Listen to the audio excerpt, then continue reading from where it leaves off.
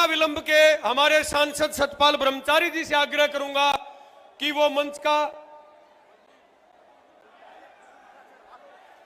भारत माता जो की स्वागत के लिए मालाएं हैं और मोमेंटो है, हमारी विधानसभा की प्रत्याशी विनेश फोगाट विश्व स्तरीय पहलवान द्वारा उनको सम्मानित किया जाएगा।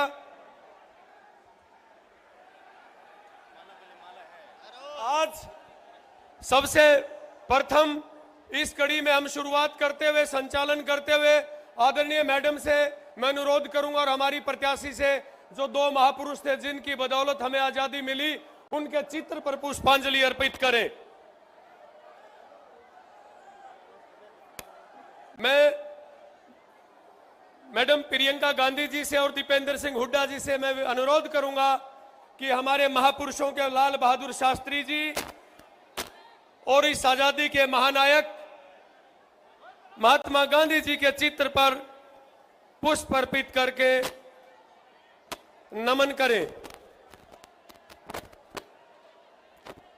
हमारे आजादी के महानायकों का नमन बहुत ही शानदार दृश्य है, जिनकी बदौलत आज हम खुली हवा में सांस ले रहे हैं।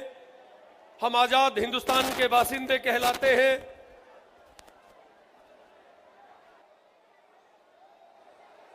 हमारे दोनों सांसद पुष्प अर्पित करते हुए अब मैं बिना विलंब के मैं सतपाल ब्रह्मचारी जी को आमंत्रित करूंगा कि सतपाल ब्रह्मचारी जी मंच का संचालन करें और आदरणीय सतपाल ब्रह्मचारी जी से मैं अनुरोध करूंगा कि वो अपनी बात भी रखें और मंच का संचालन करें। सतपाल ओके। नमस्कार। कांग्रेस पार्टी, श्रीमती सोनिया गांधी, राहुल गांधी, प्रियंका गांधी, श्री चौधरी भूपेंद्र सिंह हुड्डा, दीपेंद्र हुड्डा, चौधरी उदय भान, श्री मल्लिकार्जुन खड़गे, आज हम सबके बीच में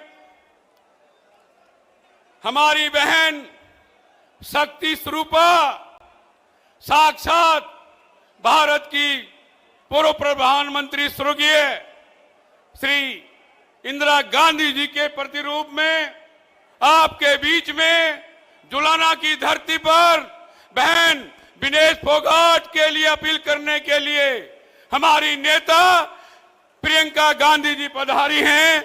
मैं जुलाना की समस्त जनता की ओर से, सोनीपत लोकसभा की ओर से आपका हार्दिक अभिनंदन और स्वागत करता हूं। साथियों, हमारे बीच में हरियाणा के युवा नेता, जिनके नेतृत्व में राहुल जी के मार्गदर्शन में जो यात्राएं हरियाणा में निकाली, जिसका आज फल देखने को मिल रहा है, हरियाणा कांग्रेस में हो गया है, ऐसे दीपेंद्र हुड्डा जी का भी मैं यहां पहुंचने पर हार्दिक अभिनंदन स्वागत करता हूं। साथ में हमारे पंजाब कांग्रेस कमेटी के अध्यक्ष राजा ब्रिंग जी आए हैं, उनका मैं हार्दिक अभिनंदन स्वागत करता हूं।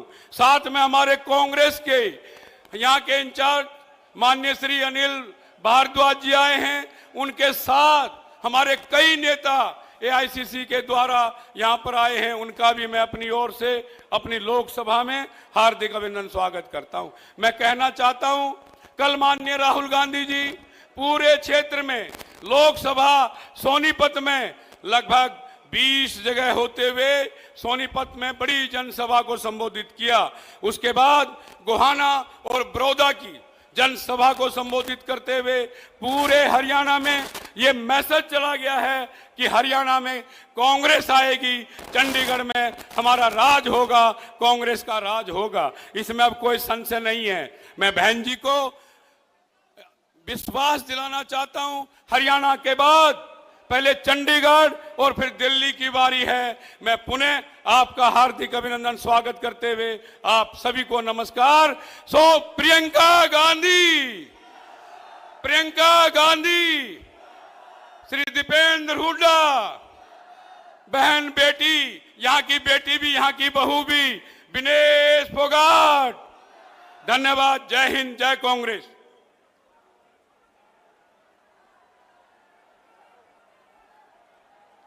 धन्यवाद। मैं हमारी बेटी भी, हमारी बहू भी और हमारी प्रत्याशी भी, मैं बेटी विनेश फोगाट को निवेदन करूंगा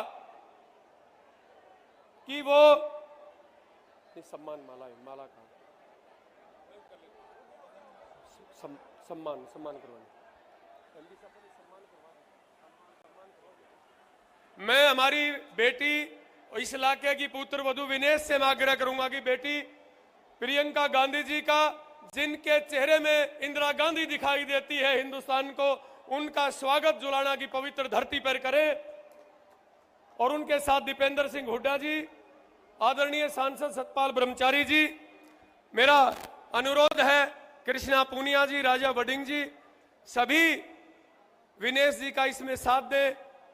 जोरदार तालियों के साथ प्रियंका जी का स्वागत जुलाना की पावन और पवित्र धरती के ऊपर। ये ताकत का प्रतीक, ये हनुमान जी की गदा, ये दुष्टों का दलन करने वाली गदा हरियाणा प्रदेश की तरफ से उपहार। मैं विनेश बेटी से मैं आग्रह करूंगा कि विनेश आए और वो प्रियंका जी का, हमारे सांसद जी का धन्यवाद करें।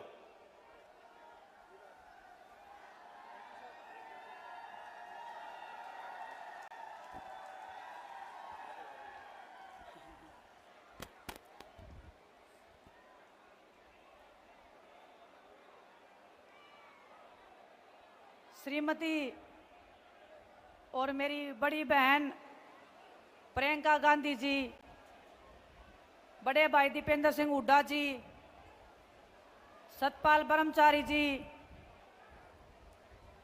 श्रीमती सीमा बिरोली जी, श्री कुलदीप रंधावा जी, श्रीमती लाजवंती ढिल्लो जी और जितने भी मंच पे उपस्थित हमारे पार्टी के कार्यकर्ता हैं, वरिष्ठ नेतागण हैं, मेरे पिता तुल्य बुजुर्गों, माताओं, बहनों और जुलाना की इस पवित्र धरती को मेरा हाथ जोड़कर सादर प्रणाम। आपने अपनी इस बहू को जो बेटी से भी ज्यादा प्यार दिया है, मैं इस जुलाना की धरती को हमेशा नमन करूंगी और आपके संघर्ष की मैं हमेशा साथी रहूंगी। आज जुलाना की इस पवित्र धरती पे मैं आपको एक किस्सा सुनाना चाहती हूँ। जब हम छोटे बच्चे थे, मेरी दादी जी हमेशा इंदिरा गांधी जी के किस्से मुझे सुनाया करती थी। मेरी माँ इंदिरा गांधी जी के ऊपर गीत सुनाया करती थी। तो बचपन से जो तस्वीर इंदिरा गांधी जी की मेरे मन में थी, जब मैं जैसे जैसे बड़ी होने लगी, मैं बड़ी बहन प्रियंका गांधी जी को देखने लगी, तो जो उनकी छवि थी मेरी आंखों में, वो बिल्कुल हूबहू, और पूरा देश भी इस चीज़ को मानता है कि ये हमारे बीच में इंदिरा गांधी जी की जो दूसरी तस्वीर है, दूसरी शक्ति है, वही दुर्गा का रूप है, वही कोमल हृदय वाली हैं। और मेरे से ज़्यादा तो उनको कोई इतने अच्छे तरीके से नहीं जानता होगा। बहुत ही कम टाइम में, चाहे अपनी इस बेटी को, जब आपकी बेटी जंतर मंतर पे बैठी थी, प्रियंका गांधी जी वहाँ पे बड़ी बहन के नाते आई थी और जो हिम्मत और हौसला हमें देने का काम किया था, मैं उनको शब्दों में ना बयां कर सकती हूँ, ना उस दर्द को मैं छुपा सकती थी। वो दर्द जब हमने दीदी को बताया, उनका जो एक हाथ था जो हमारे सिर के ऊपर उस दिन टिका था, आज भी वो हाथ की ताकत को मैं अपने ऊपर महसूस कर सकती हूँ।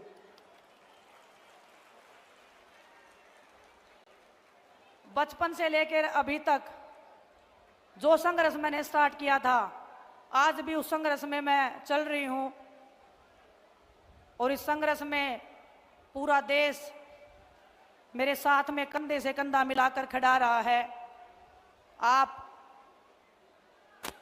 जितने भी हमारे बड़े बुजुर्ग जो नौजवान युवा साथी हैं, जो ऊर्जा आप लोगों ने मेरे को दिखाई है, इतने कम समय में आपने मेरे को जो अपना बनाने का जो काम किया है, कुश्ती के क्षेत्र में जो मान सम्मान, जो प्यार आपने मुझे दिया है, मैं उसका विश्वास दिला के आपको कहती हूँ, आपके हर दुख और दर्द में हमेशा मैं आपसे 2 कदम आगे रह के आपको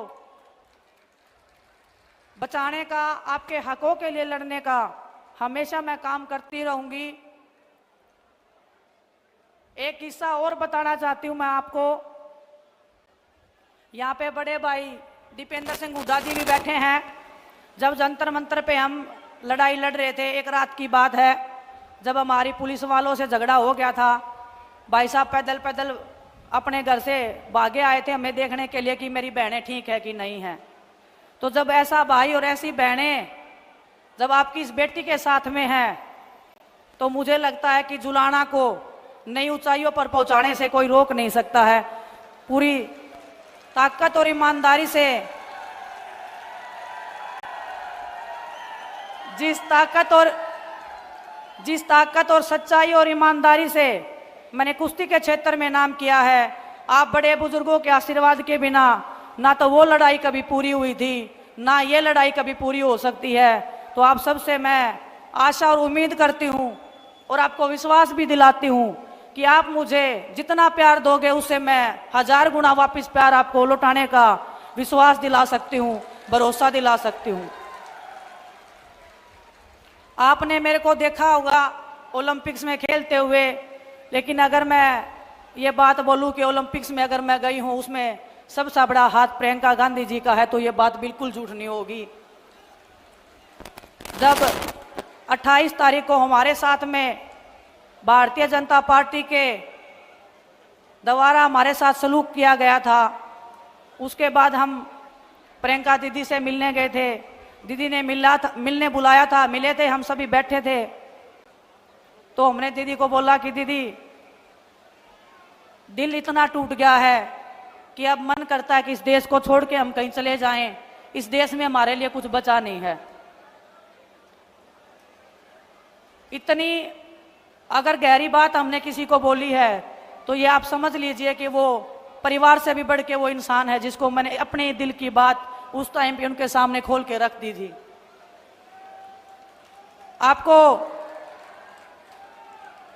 आपको ये बात पता नहीं होगी कि दीदी ने उस टाइम पे क्या बताया मुझे। उन्होंने अपने भी एक पर्सनल बात मुझे बताई। हम सब खिलाड़ी वहां पे थे, बजरंग भी था, साक्षी भी थी, कि जब उनके फादर के साथ में दुर्घटना हुई थी, उनको भी ऐसे लगा था कि ये देश मेरे साथ न्याय नहीं कर रहा है, इस देश ने मेरे को इंसाफ नहीं दिलवाया, हमारे परिवार को इंसाफ नहीं मिला है। लेकिन जब दीदी पूरे देश में निकली और लोगों का प्यार, उनका दर्द और उनका आशीर्वाद देखा, पूरे देश ने उनके दर्द को अपना दर्द जब समझा था, तो उन्होंने हमें बताया कि उस दिन हमें भी ये लगा था कि कुछ बुरे लोगों के कारण पूरा देश गलत हो नहीं सकता है। उन्होंने बोला कि अब आपको लग रहा है कि इस देश में आपके लिए कुछ नहीं बचा है, लेकिन चंद लोगों के कारण ये जो हमारा देश है, ये भारतवासी हैं, ये आपको इतना प्यार देंगे लौटा के कि आप उसकी कल्पना भी नहीं कर सकते हो। और एक बात और उन्होंने बोली थी उस दिन, उन्होंने पूछा था कि कुश्ती का क्या करना चाहते हो। हमें बोला दीदी कुश्ती करने का बिल्कुल मन नहीं है, जिस मैदान में हम लड़े हैं, जिस तिरंगे को हमने फहराया है, आज वो तिरंगा हमारे पैरों के नीचे रोंदा जा रहा था, बर्दाश्त नहीं हो रही थी वो चीजें, वो दर्द हम बता नहीं पाएंगे आपको कभी भी।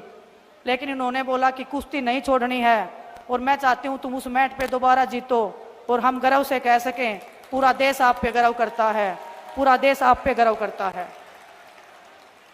उस दिन एक टूटी हुई लड़की उस कमरे में गई थी और जब बाहर निकल के आई तो वो लड़की दुर्गा का रूप लेके बाहर निकली थी।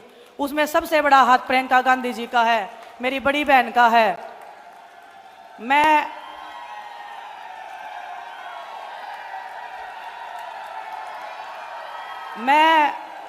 बहुत भावनाओं से चलने वाली लड़की हूं, राजनीति में नई नई आई हूं। आप ये मत मानना कि मैं राजनीति के उसमें अगर मैं कांग्रेस पार्टी में आ गई हूं इसलिए मैं ये बड़ी बड़ी बातें कर रही हूं, मैं ये बातें बड़ाई की कर रही हूं, लेकिन मैं दिल से राहुल भैया का, प्रियंका गांधी जी का, सोनिया मैम का, मल्लिकार्जुन खड़गे साहब का, सभी पार्टी के जो वरिष्ठ नेतागण थे, जब ज्वाइनिंग से पहले हम उनसे मिले थे, ऐसे लगा था कि पूरा देश और एक मेरा परिवार जो है वो और बढ़ गया है और मैं अपना दर्द, अपनी तकलीफ उनके सामने रख सकती हूँ और वो 1 मिनट में, चुटकियों में मेरी समस्या का हल कर सकते हैं। वो प्यार, वो आशीर्वाद मुझे इनसे जो मिला है, वही आशीर्वाद प्यार पूरे देश ने मुझे देने का काम किया है।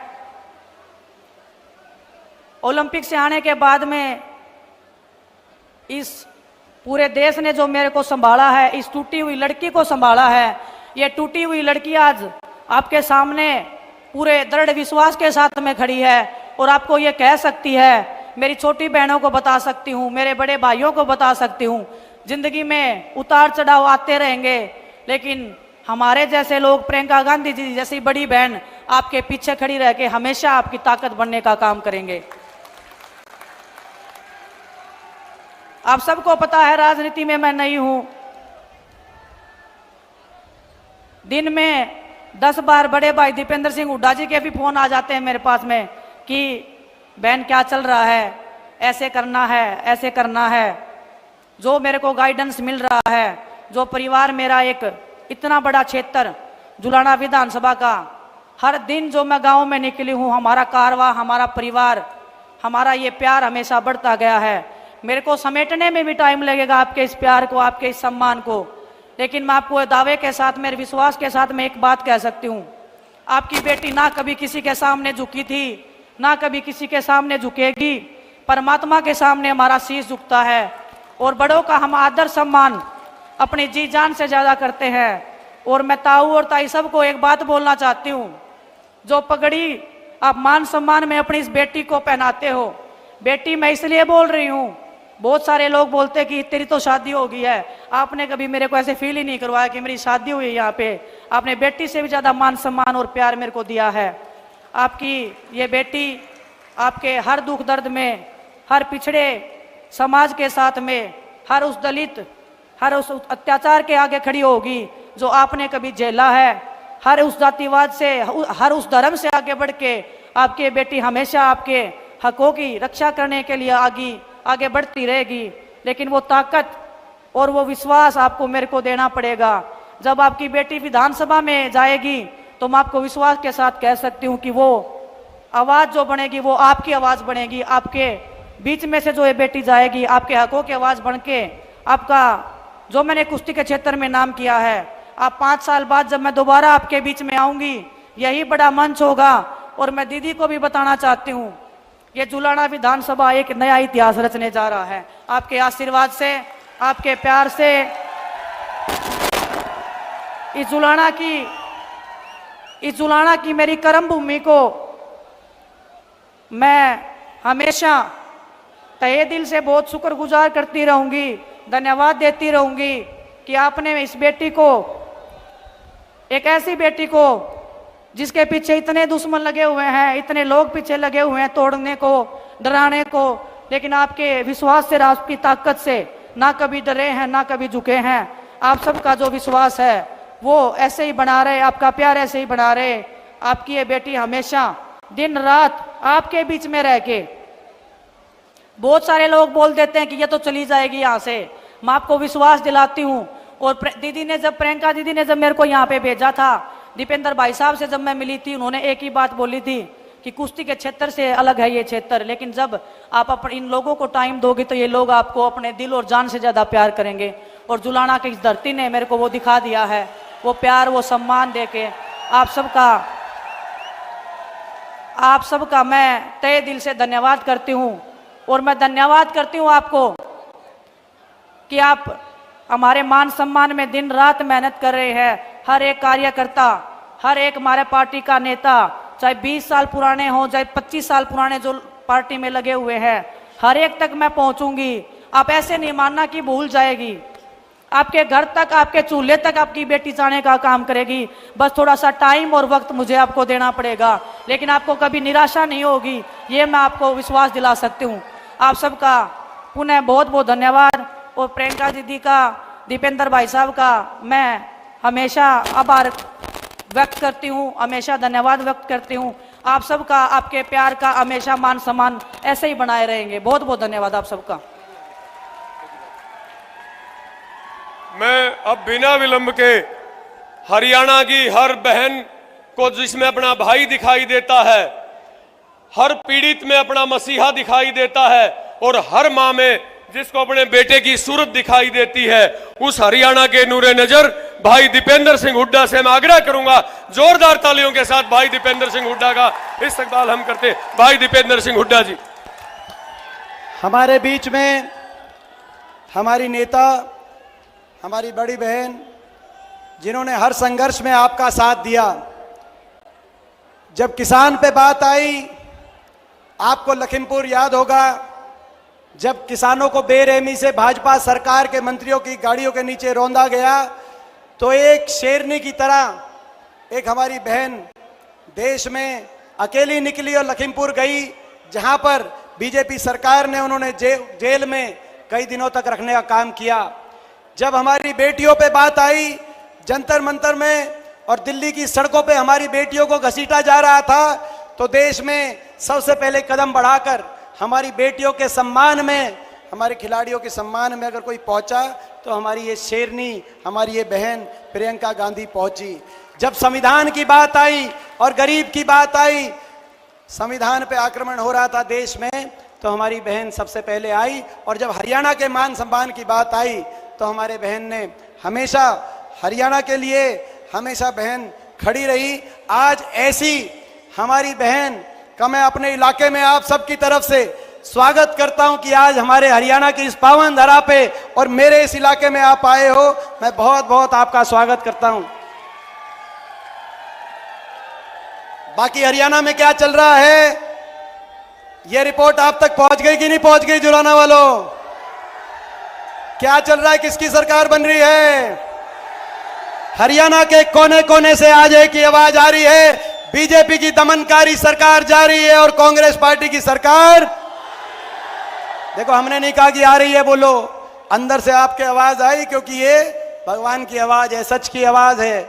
जो ये सरकार, बीजेपी की सरकार, जिसने हरियाणा का इतना नुकसान किया, जिस सरकार ने आज हरियाणा को देश में नंबर 1 बना दिया बेरोजगारी में, हरियाणा को देश में नंबर 1 बना दिया नशे में, हरियाणा को बीजेपी ने नंबर 1 बना दिया देश में अपराध में, भ्रष्टाचार, महंगाई, आज विकास की पटरी से हरियाणा को उतारने वाली ये सरकार, 750 किसानों की जान की कुर्बानी लेने वाली बीजेपी ये सरकार, हमारी बेटियों को दिल्ली की सड़कों पर घसीटवाने वाली बीजेपी की ये सरकार, बाबा साहब भीमराव अंबेडकर जी के संविधान की हत्यारी ये भाजपा की सरकार, गरीब आदमी की सारी स्कीम्स को हरियाणा में बंद करने वाली बीजेपी की ये सरकार, आज हर घर को परेशानी में डालने वाली बीजेपी की ये सरकार।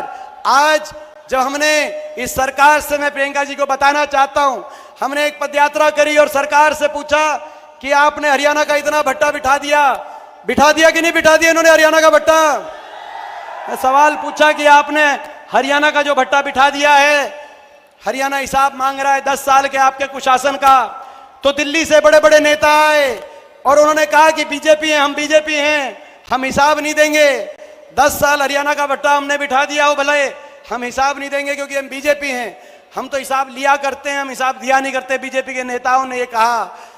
जब 5 अक्टूबर को वोट पड़े तो भाई जो मशीन है, भाई मशीनों में से दिल्ली के उन नेताओं तक एक गूंज जानी चाहिए, इतनी मशीन दबा दो, इतनी मशीन दबा दो, दिल्ली के नेताओं तक ये बात जानी चाहिए। कहीं और आपका बिना हिसाब करे काम चल जाता होगा, लेकिन यहां नहीं चलेगा। ये महाभारत की धरती है, क्योंकि ये हरियाणा है प्रधान, ये हरियाणा है, यहां न्याय होगा। बहन बेटी के जब मान सम्मान पे बात आई, ये वो देश है, प्रदेश है, जहां दुश्मन की बहन बेटी की इज्जत को भी अपनी इज्जत मानने की संस्कृति है। जब द्रौपदी की इज्जत पे बात आई तो यहीं नजदीक में कुछ कोस दूर कुरुक्षेत्र के मैदान में महाभारत का महारण हुआ, ये वो देश है। यहां आपकी हरियाणा की बेटियों के साथ क्या हुआ वो आपने नजारा देखा। मैं आज दीदी का स्वागत करने के साथ साथ आप सबकी तरफ से एक आश्वासन दिलाना चाहता हूं दीदी को। जब यहां पे आए हम नामांकन में, जब यहां पे आए विनेश बहन के प्रचार में, तो इन सब ने कहा कंपटीशन लगेगा। गढ़ी सांपला कलोई जो हुड्डा साहब का विधानसभा क्षेत्र है, गढ़ी सांपला कलोई का और जुलाना का कंपटीशन लगेगा कि कौन ज्यादा जिताएगा। तो मैंने इनको कहा कि भाई जुलाना से ज्यादा जिता दो आप। बताओ भाई, जुलाना से ज्यादा जिता दोगे क्या? जुलाना से ज्यादा जिताओ आप। बड़ी जीत, आप बड़ी जीत जुलाना में देना, ताकि अगली कांग्रेस की सरकार प्रदेश में प्रियंका जी के नेतृत्व में, राहुल गांधी जी के नेतृत्व में और सतपाल ब्रह्मचारी जी, विनेश जी और हम तीनों मिलकर प्रदेश में जुलाना को नंबर 1 विकास में बनाने की जिम्मेदारी आज हम लेने के लिए आए हैं। ये हमारी जिम्मेदारी है, जुलाना को विकास में नंबर 1। बहुत दिनों से जो है मैं समझता हूं ये जुलाना हल्के की आज आस है कि जुलाना विकास में प्रदेश में नंबर 1 आए। तो आज ये हमारी जिम्मेदारी है और आपकी जिम्मेदारी है बड़ा आशीर्वाद देकर मेरी इस छोटी बहन विनेश फोगाट को बड़ा आशीर्वाद देकर आप चंडीगढ़ भेजना। आपके आशीर्वाद की एक एक वोट से मुझे और हम सबको उतना ही आशीर्वाद मिलेगा जितना विनेश को मिलेगा, और मिलकर हम चलेंगे। बताओ, दीदी को विश्वास दिला दूं, ये जो हल्का ये प्रदेश में नंबर 1। अब मैं आग्रह करता हूं, आपके बीच में जिस घड़ी का आप इंतजार कर रहे थे वो घड़ी आ गई है। ये छोटी बात नहीं है कि हमारी बड़ी बहन अपनी छोटी बहन के लिए जुलाना में आज आपके बीच में आई हैं और उनको हमने विश्वास दिलाया कि आप जो आए हो आपका मान सम्मान जुलाना रखेगा, ये इलाका 36 बिरादरी दीदी आपका मान सम्मान रखेगा।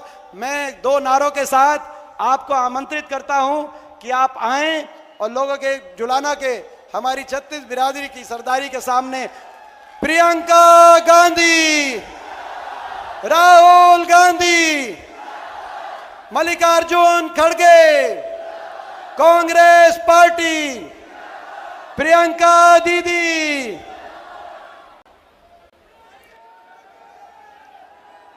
बहनों और भाइयों, सबसे पहले तो आपका इस सभा में बहुत बहुत स्वागत। आप काफी समय से इंतजार कर रहे हैं। श्री दीपेंद्र हुड्डा जी,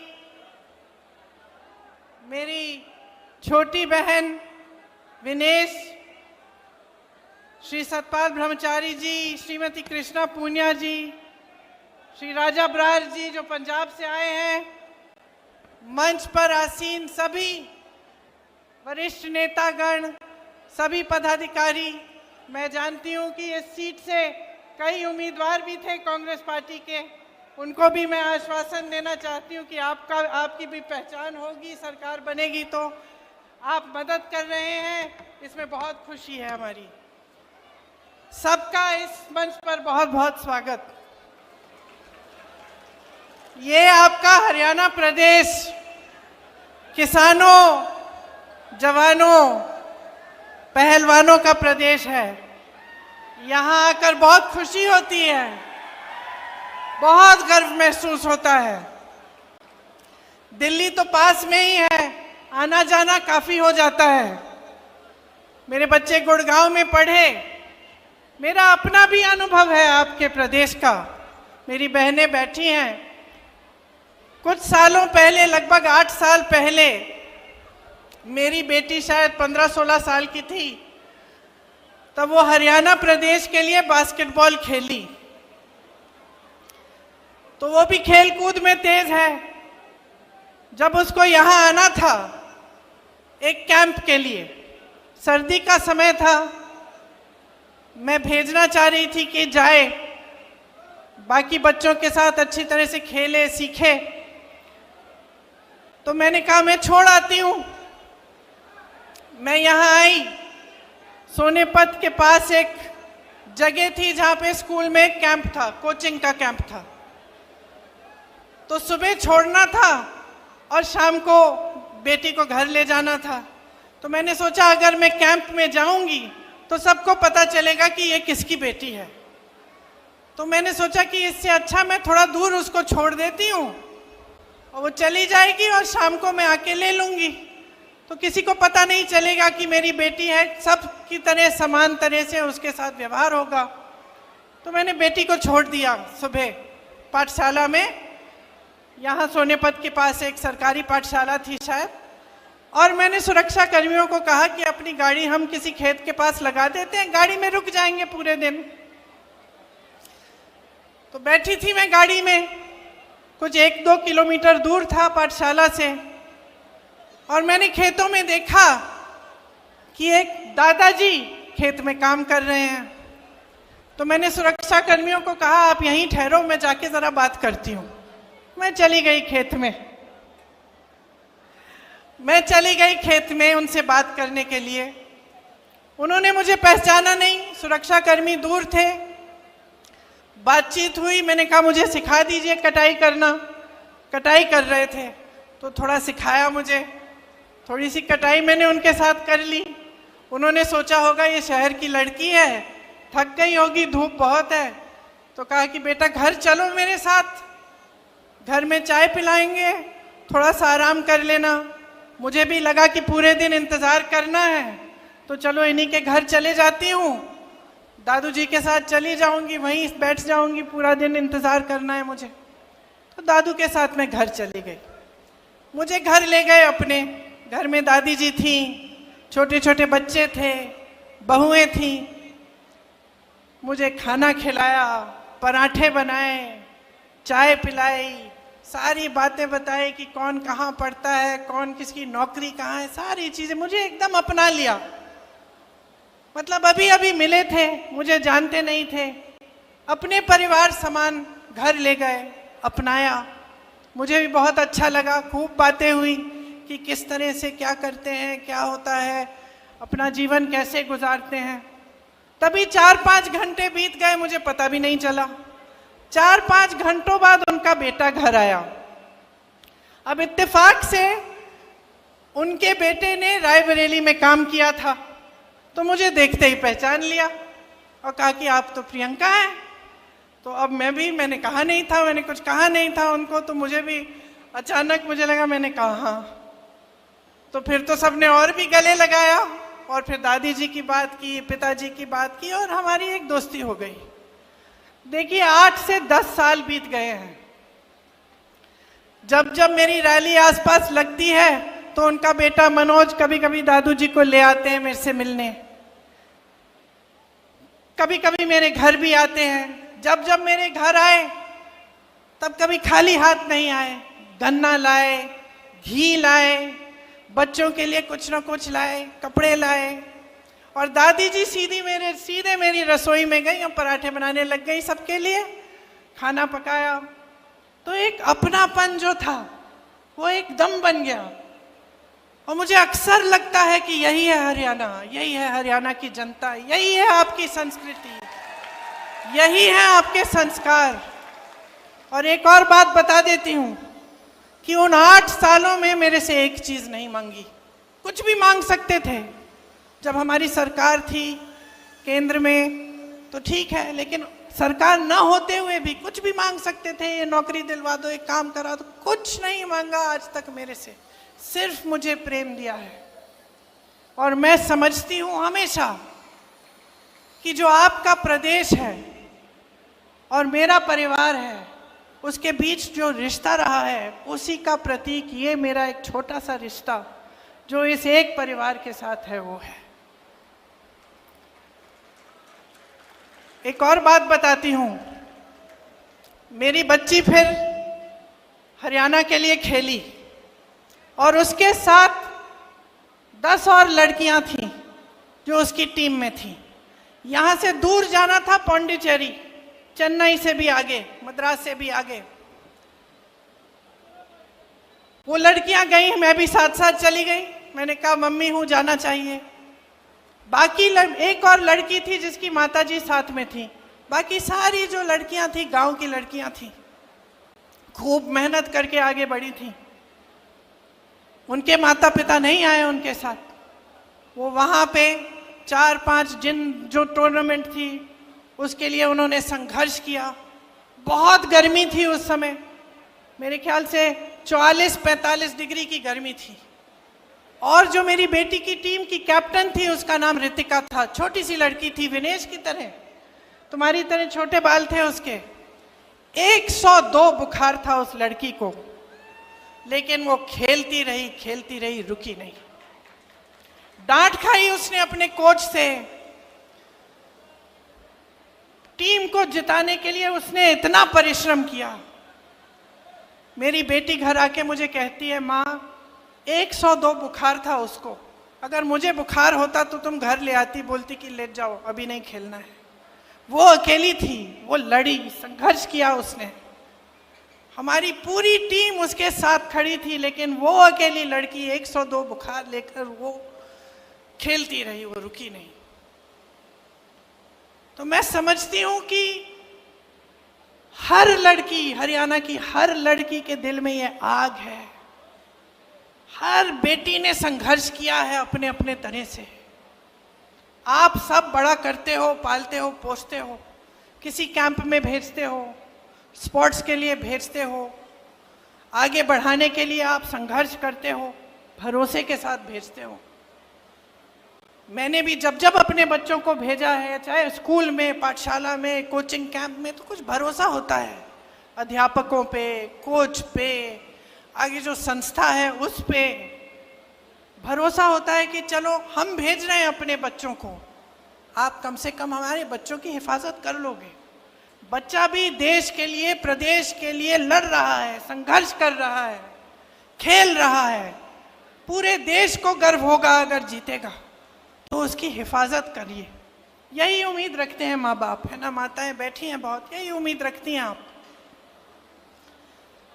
विनेश के साथ भी ऐसा ही हुआ कि उसके माँ बाप ने भी पूरे भरोसे के साथ उसको भेजा, संघर्ष किया, लड़ी, ओलंपिक्स तक पहुंच गई और उसका संघर्ष का फल भी उसे मिला, मेडल मिला। पूरे देश को गर्व महसूस हुआ, पूरा देश खुश हुआ, सबने कहा हमारी बेटी है। जीत के समय आई, प्रधानमंत्री जी ने घर बुलाया, चाय पिलाई, फोटो खिंचवाई। भाजपा के तमाम नेता, सारे जितने भी भाजपा के लोग थे, सबने कहा कि देखो मोदी जी हैं तभी मेडल जीत रहा है भारत। पूरी मीडिया ने भी कहा, सब खुश थे, सबको गर्व था। हम लोगों ने देखा नहीं, कुछ कोई फर्क नहीं पड़ता कौन सी पार्टी नहीं है, हमारे देश के लिए कोई मेडल लाया है। और इतना संघर्ष करके हमारी लड़कियां, हमारी बहनें गई हैं, हम सबको गर्व महसूस हुआ। लेकिन फिर क्या हुआ? वो भरोसा तोड़ा गया। वो भरोसा जिसके साथ विनेश के माँ बाप ने उसको भेजा होगा, वो भरोसा जो विनेश के दिल में था अपनी सरकार के प्रति, अपने ओलंपिक्स के एसोसिएशन के प्रति, जिसके साथ वो इतनी दूर किसी और देश में जा रही थी अकेले, वो भरोसा टूटा। और क्यों टूटा? क्योंकि विनेश और उसके साथियों के साथ अन्याय किया गया। और जब विनेश ने अन्याय देखा तो वो खड़ी हो गई। और ये भी हरियाणा का स्वभाव है, ये आपका स्वभाव है, ये आपकी संस्कृति है, ये आपकी परंपरा है। आपने अपने बच्चों को इसी परंपरा के तहत बड़ा किया है। दीपेंद्र जी ने कहा, और आप सब जानते हैं, यहीं पे कुरुक्षेत्र की भूमि में, हरियाणा में, भगवान श्री कृष्ण ने भगवत गीता का प्रवचन दिया। और क्या कहा था उस समय कि जब जब अन्याय होगा, जब जब इस दुनिया में अन्याय होगा, तो सच्चाई और न्याय की आवाज उठेगी। मैं प्रकट होऊंगा, भगवान प्रकट होंगे और अन्याय के खिलाफ लड़ेंगे। ये आपकी परंपरा है। तो जब हम विनेश की बात करते हैं, सिर्फ विनेश का संघर्ष नहीं था, ये सिर्फ एक महिला का संघर्ष नहीं था, ये आप सबका संघर्ष है, ये आप सबकी लड़ाई है। जब इनके साथ अन्याय होता है, आप सबके साथ अन्याय होता है, आप सबका भरोसा टूटता है, आप सबके साथ विश्वासघात होता है। और आपकी परंपरा रही है, भगवत गीता की सीख से ही महात्मा गांधी जी ने हमारा स्वतंत्रता संग्राम चलाया। आज उनका जन्म दिवस है। आज अगर हम उनको याद करते हैं तो हमें एक बात याद आती है, सत्यमेव जयते, अहिंसा, सत्य। और कहाँ से मिली उनको ये बातें? भगवत गीता से मिली, भगवान श्री कृष्ण के प्रवचन से मिली, उनके संदेश से मिली। अभी नवरात्रि शुरू हो रहे हैं, दशहरे पे हम किस चीज की विजय मना रहे हैं? न्याय की विजय मनाने जाएंगे। अन्याय के खिलाफ न्याय की विजय, असत्य के खिलाफ सत्य की विजय मनाने जा रहे हैं। तो ये हमारी महान धार्मिक परंपरा है, और खास तौर से यहाँ आपकी धरती की। और आज आपके साथ हर स्तर पर विश्वासघात हो रहा है, हर स्तर पर अन्याय हो रहा है। मैंने कहा, किसानों की धरती है, जवानों की धरती है, पहलवानों की धरती है।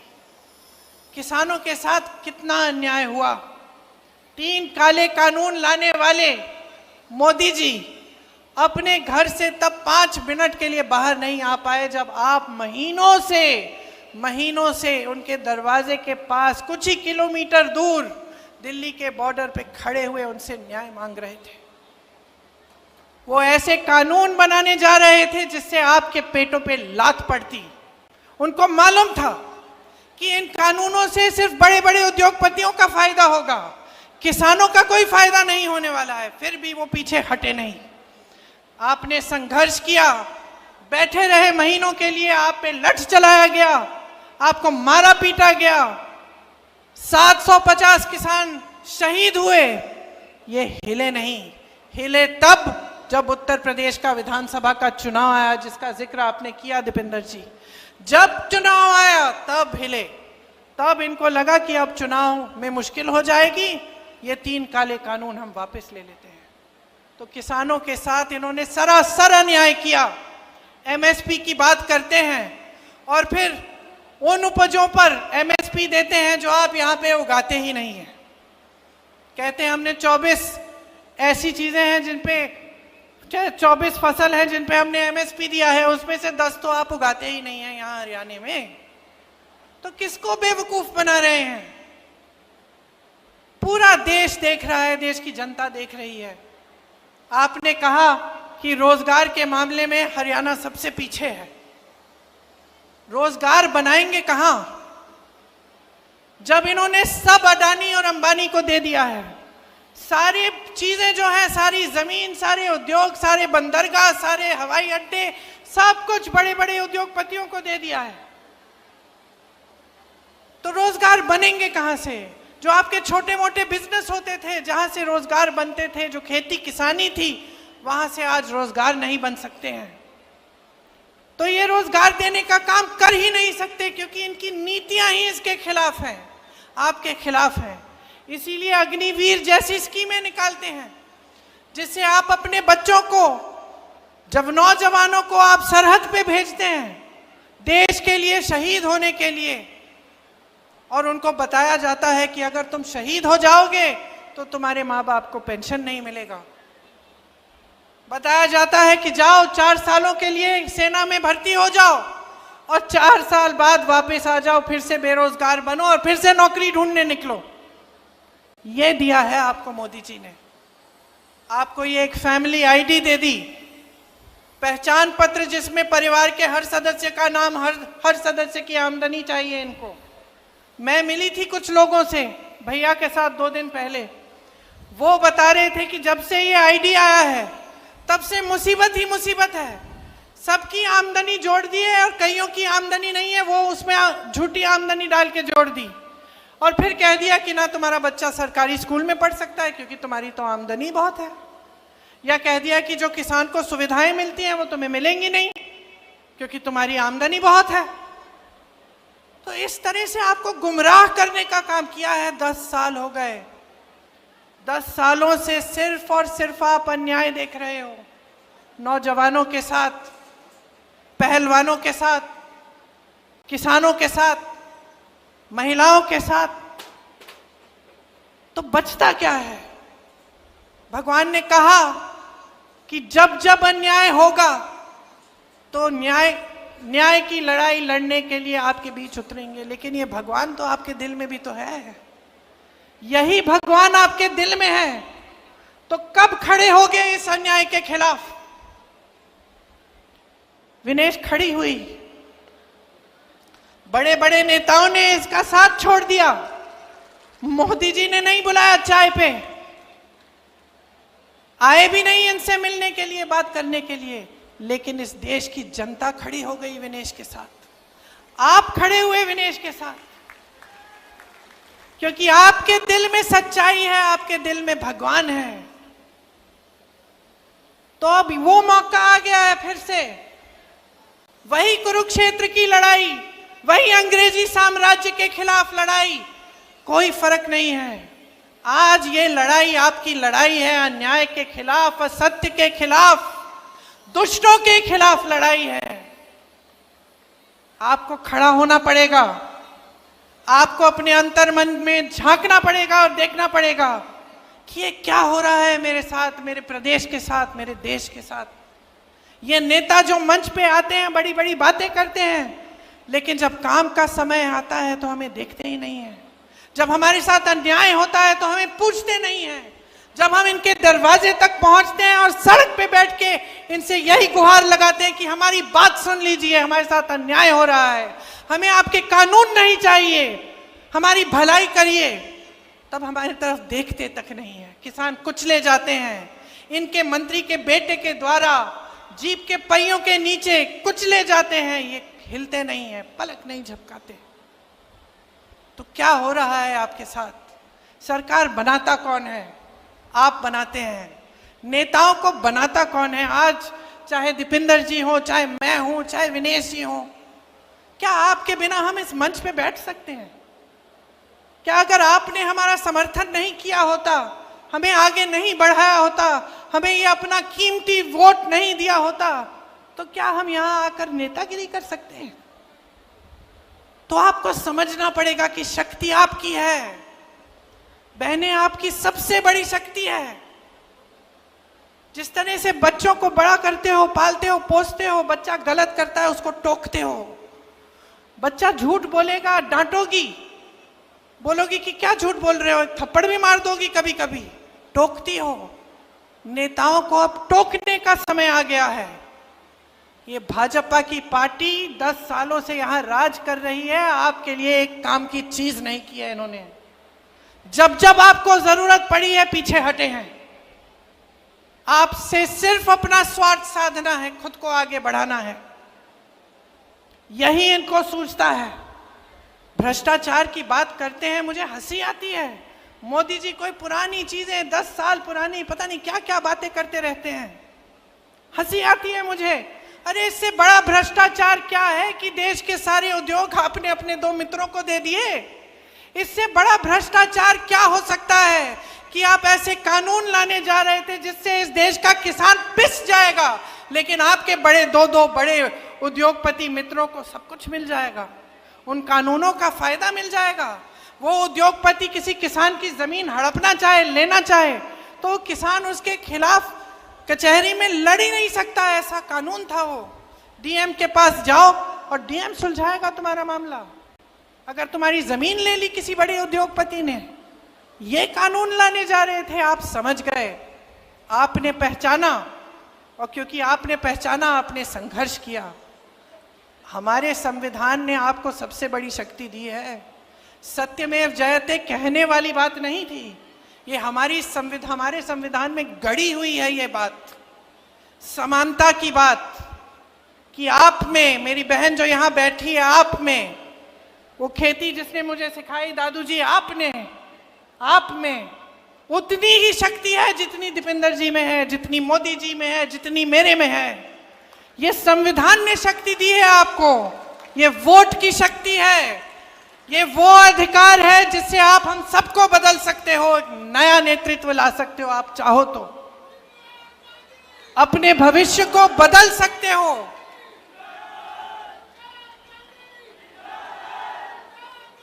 आपका भविष्य आपके हाथों में है, इस बात को आप गहराई से समझ लीजिए। अभी चुनाव हुआ था कुछ महीनों पहले, आपने देखा कि इन नतीजों में क्या हुआ। लोग समझने लगे कि ये बड़ी बड़ी बातें करते हैं, ये झूठ बोलते हैं, ये मंच पर आकर कुछ भी कह डालते हैं, लेकिन जब काम का समय होता है, जब न्याय का समय होता है, जब सच्चाई का समय होता है, तो ये दिखते तक नहीं है। तो ये बात आप भी समझ लीजिए। देखिए, आप अपने बच्चों को बड़ा करते हैं ताकि उनका भविष्य बने। माँ बाप खुश कब होते हैं? बच्चा नौकरी कर रहा है, कमा रहा है। हमें भी लगता है, बहन आपको भी लगता होगा, बड़ा होगा आपकी देखभाल करेगा, आपका पालन पोषण करेगा। मतलब पालन पोषण नहीं, आपकी देखभाल करेगा। आपने पालन पोषण किया है उसका, तो आपको लगता होगा कि मैं किस लिए कर रही हूं इतना संघर्ष। महंगाई इतनी है, कुछ खरीद नहीं पा रही हूं। त्योहार आ रहा है, घर की लिपाई पुताई करनी है, घर को सजाना है, मेहमान आएंगे, खाना बनाना है, त्योहार मनाना है। घबराहट क्यों हो रही है? घबराहट क्यों हो रही है? खुशी के साथ साथ घबराहट हो रही है, क्योंकि महंगाई इतनी है। तो महंगाई, बेरोजगारी, अन्याय, ऐसे ऐसे कानून जिससे किसान की कमाई नहीं हो पा रही है। तो आप बदलाव लाएंगे कि नहीं लाएंगे? यहां की बेरोजगारी हटानी है कि नहीं हटानी है? ये लोग भ्रष्टाचार की बात करते हैं, तमाम स्कैम तो इन्हीं के हैं। यहां पे एक पूरी लिस्ट बनी हुई है। देखिए, डाडम और यमुना खनन घोटाले, शराब घोटाला, मेट्रो रूट घोटाला, अमृत योजना, सफाई घोटाला, रजिस्ट्री घोटाला, धान खरीद घोटाला, रोडवे स्कीम का घोटाला, HSSC घोटाला, 30 पेपर लीक। बच्चे बड़े होते हैं, पढ़ाई करते हैं, आप मेहनत करते हो पढ़ाने के लिए, बेचारा भर्ती का पेपर देने के लिए ट्यूशन करता है, ट्यूशन के लिए आप कर्ज लेते हो, ट्यूशन करता है, पेपर देता है, पेपर लीक हो जाता है, भविष्य खत्म। अब इंतजार करो, भर्ती नहीं निकलती। अब उसको लगता है कि भाई भर्ती निकल जाएगी, आज नहीं तो कल, 1 महीने में, 2 महीने में, 6 महीने में, करते करते इंतजार करता है, भर्ती नहीं निकलती, बेरोजगार रहता है, कहीं और एप्लीकेशन नहीं देता, ये सोच के कि चलो मैंने पेपर कर लिया, कभी ना कभी तो निकलेगी। तो एकदम पूरी तरह से आपके भविष्य को बर्बाद करने का काम किया है। हर तरह से आपको पीस रखा है, आपको घेरा हुआ है। तो समय आ गया है, चुनाव है, चुनाव की गंभीरता को आप समझिए। कांग्रेस पार्टी इस चुनाव में आपको कह रही है, और आपको देखना चाहिए कि हमारे जहां जिन प्रदेशों में हमारी सरकार है, उनमें हम क्या क्या कर रहे हैं। बुजुर्गों को, दिव्यांगों को विधवा पेंशन 6,000 रुपए महीना हम दे रहे हैं। ये आपको हम कह रहे हैं कि हम हरियाणा में देने जा रहे हैं। मेरी बहनों को हर महीने 2,000 रुपए मिलेंगे सरकार से, क्योंकि बहनें, आपकी मेहनत को कोई पहचान नहीं रहा है, आपकी मेहनत को कोई पहचान नहीं रहा है। आप खेती में भी मेहनत करेंगी, जॉब भी करेंगी, ऑफिस में काम भी करेंगी, तब भी आप घर पे आकर मेहनत करती हैं, तब भी घर पे खाना आप पकाएंगी, बच्चों का देखभाल आप करेंगी, परिवार के सब सदस्यों का देखभाल करेंगी। जब तक सब सोएंगे नहीं, तब तक आप नहीं सोगी, है कि नहीं? कोई पहचानता है इस मेहनत को? हम कह रहे हैं, हम पहचानते हैं। आपको हर महीने 2,000 रुपए दिए जाएंगे इस मेहनत के लिए, ताकि आप कम से कम अपने पैरों पे आप थोड़ा सा अपना पैसा रख सकते हैं, अपने पैरों पे अपनी तरह से खड़े हो सकते हैं। आज गैस का सिलेंडर इतना महंगा है, आप खरीद नहीं पाते। कांग्रेस पार्टी कह रही है गैस के सिलेंडर को 500 रुपए में आपको दिया जाएगा। मतलब आप 500 रुपए में उसको खरीद पाएंगे। जो 2 लाख पद खाली हैं, 10 सालों से भाजपा की सरकार ने खाली रखे हैं, उनको भरने का काम कांग्रेस पार्टी करेगी। भैया के साथ 2 दिन पहले मैं हरियाणा में ही कुछ लोगों से मिली, ट्रक चलाते हैं वो। मैंने उनसे पूछा कि अगर आपको एक स्कीम आपके लिए निकालनी होती जिससे आपका फायदा होता, वो कैसी स्कीम होती, कौन सी स्कीम होती? उन्होंने कहा कि स्वास्थ्य बीमा की स्कीम होनी चाहिए। एक ने कहा मैं राजस्थानी हूं, जब अशोक जी और कांग्रेस की सरकार थी राजस्थान में, तो मैंने अपनी माताजी का इलाज 80,000 रुपए का इलाज, किडनी का की समस्या थी, मैंने उनका इलाज मुफ्त में कराया। ऐसी स्कीम यहाँ हरियाणा में भी लाओ। तो आज मैं आपको कहना चाहती हूँ कि 25 लाख रुपए तक मुफ्त इलाज सरकार आपका कराएगी, चाहे कुछ भी आपकी बीमारी हो। राजस्थान में कैंसर के पेशेंट, हार्ट के पेशेंटों का इलाज हुआ, मैं मिली उनसे, इतने खुश थे और हम भी खुश थे कि भाई हमने भी अपनी जिम्मेदारी निभाई। ये जो सारा पैसा आपसे लूटा जाता है दिन रात, जो भाजपा की सरकार, मोदी जी की सरकार, अडानी अंबानी जी की सरकार जो आपसे रोज लूट रही है, ये पैसा वापस आपकी जेब में आना चाहिए, वापस आपको मिलना चाहिए। कैसे? इन्हीं स्कीमों के द्वारा। ये 25 लाख का मुफ्त इलाज, ये बीमा, ये जो 2-2 हजार रुपए महिलाओं को मिलेंगे, जो बुजुर्गों और दिव्यांगों को और विधवाओं को 6,000 रुपए का पेंशन मिलेगा, जो शिक्षा और स्वास्थ्य की सुविधाएं मुफ्त में मिलेंगी हरियाणा में अगर कांग्रेस पार्टी आएगी, 300 यूनिट बिजली मुफ्त में मिलेगी,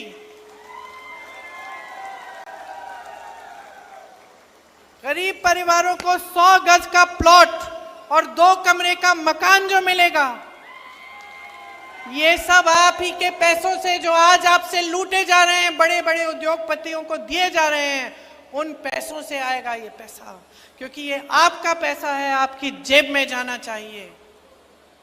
मैंने एमएसपी की बात की, इसकी गारंटी दे रहे हैं हम, गारंटी दे रहे हैं कि आपको मिलेगी।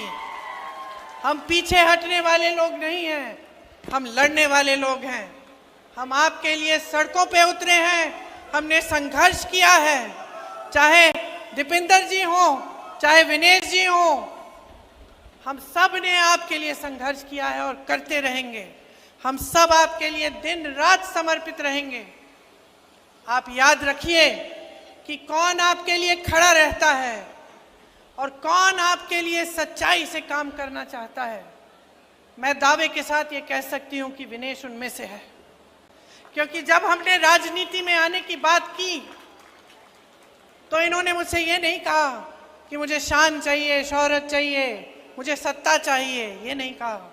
हिचकिचा रही थी, सोच रही थी कि करना चाहिए कि नहीं। फिर मेरे से कहा, दीदी सच बताओ, मुझे गलत बात मत बताओ। राजनीति में आने से क्या जो ये मेरी न्याय की लड़ाई है हरियाणा की लड़कियों के लिए, हरियाणा की मेरी बहनों के लिए, इसको मजबूती मिलेगी कि नहीं? अगर मजबूती मिलेगी तभी मैं राजनीति में आऊंगी, ये बोला है।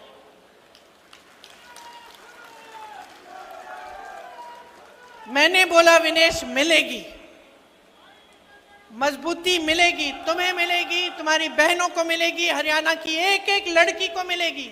और मैं अपनी बहनों से कहना चाहती हूँ, माताओं से कहना चाहती हूँ, हरियाणा की एक एक नौजवान लड़की से कहना चाहती हूँ, खड़े हो जाओ विनेश के साथ, खड़े हो जाओ इनके साथ। हिम्मत है इस लड़की में। इसने कहा कि ये टूट गई थी, लेकिन मैं जानती हूं ये टूटी नहीं, ये टूटी नहीं। इसको लग रहा था कि टूट जाएगी, लेकिन तब भी खड़ी हुई, ओलंपिक्स में गई, हराया, जापानी गोल्ड मेडलिस्ट को हराया। मैं और मेरी बेटी टीवी पे देख रहे थे, कूदने लग गए हम दोनों कि देखो हमारे देश के लिए क्या किया है, देखो इसके साथ कितना अन्याय हुआ। मोदी जी की पुलिस ने इसके बाल खींचे, इसको घसीटा, सड़क पे मारा, पीटा, लेकिन देखो तब भी झुकी नहीं, पीछे हटी नहीं, लड़ती रही, टूटी नहीं। ओलंपिक्स में गई और लड़ी हमारे लिए, और पूरा देश आज विनेश के साथ है, क्योंकि ये देश ही ऐसा देश है। इस देश का स्वभाव है कि ये देश सच्चाई को पहचानता है, सत्य को पहचानता है, न्याय चाहता है, और हमेशा यही लड़ाई इस देश के वासियों ने लड़ी है। तो आज इस चुनाव में मैं सिर्फ ये कहने आई हूं, अपनी लड़ाई लड़ो, हम सब साथ में लड़ेंगे। एक नई सरकार लाओ, भाजपा के एक एक नेता को दिखाओ कि ये असत्य, ये लूट, ये भ्रष्टाचार, ये सब नहीं चलेगा। आपको एक सरकार चाहिए जो आपके लिए दिन रात काम करके दिखाए। यही आपका संवैधानिक अधिकार है। इसीलिए महात्मा गांधी जी लड़े, शास्त्री जी लड़े, इसीलिए आज भी कांग्रेस पार्टी लड़ रही है। अगर मेरे भाई राहुल गांधी के साथ अन्याय नहीं होता, अगर उसने संघर्ष नहीं किया होता, अगर मेरे पिता की लाश वो घर नहीं लाता, तब उसमें ये हिम्मत नहीं होती कि वो 8000 किलोमीटर इस देश की एकता के लिए चलता। अगर विनेश के साथ अन्याय नहीं होता, तब शायद उसमें इतनी हिम्मत नहीं होती जितनी आज है। आपके साथ भी अन्याय हो रहा है, हिम्मत बनाओ, लड़ो, बदलो इस सरकार को, हटा दो इस भाजपा को। कांग्रेस की लहर आपके सम्मान की लहर है। पूरे हरियाणा में ये लहर छा गई है। वोटिंग के दिन कांग्रेस पार्टी को मजबूत बनाकर, विनेश को अपना वोट देकर आप अपने भविष्य को मजबूत बना रहे हो। आप सबने बहुत ध्यान से मेरी बातों को सुना, कुछ लंबा भी बोली मैं, तो आपको घर भी जाना पड़ेगा। अभी काफी समय से बैठी हैं। आपको बहुत बहुत धन्यवाद, और नवरात्रि के लिए, दशहरे के लिए मेरी तरफ से, मेरे परिवार की तरफ से बहुत बहुत शुभकामनाएं। जय हिंद। बहुत बहुत धन्यवाद हमारी नेता सम्मानीय प्रियंका गांधी जी के लिए, जिन्होंने अपना बहुत ही शानदार उद्बोधन दिया। सम्मानित मंच पर हमारे बीच में पंजाब से आए हमारे प्रदेश कांग्रेस कमेटी के प्रदेश अध्यक्ष सम्मानीय राजा अमरिंदर सिंह वड़िंग का भी हम यहाँ पर बहुत बहुत स्वागत करते हैं। धन्यवाद हमारी नेता प्रियंका गांधी जी का, जिन्होंने अपने प्रेरणादायक शब्दों के माध्यम से जुलाना की धरती पर ये उत्साह भरने का काम किया है। अपनी बहन के लिए यहाँ पर आई है। मैं धन्यवाद देती हूँ हमारे बड़े भाई दीपेंद्र सिंह हुड्डा जी का, जिन्होंने समय समय पर हमारी बहन के इस चुनाव को संभाला है, लड़ा है और अपना चुनाव मानकर फिक्र करते हैं। आपकी जुलाना की इस धरती पे